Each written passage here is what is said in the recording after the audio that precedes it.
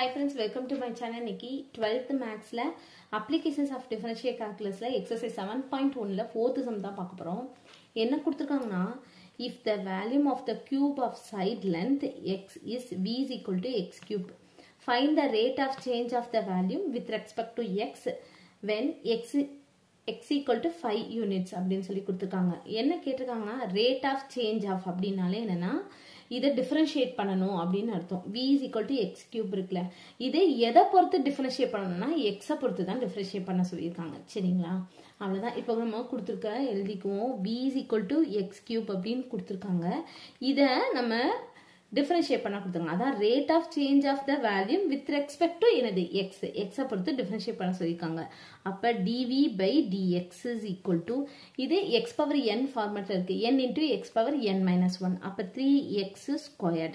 சரிங்களா, அடுத்து எனக்கு தான் when x is equal to 5 units, x is equal to 5ன்னு சொல்லி இதில் சப்ஸ்டியூட் பண்ண சொல்லியிருக்காங்க. அவ்வளோதான். அப்போ x is equal to 5, இதை 1ன்னு வச்சுக்கோங்க. in 1 1ல சப்ஸ்டியூட் பண்ணணும். அவ்வளவுதான். அப்ப dv by dx is equal to 3 into 5 squared. அப்ப 3 into 25. 5 squared 25 தானே. அவ்வளவுதான். இது ரெண்டையும் மல்டிப்ளை பண்ணிருங்க. அவ்வளவுதான், முடிஞ்சுச்சு.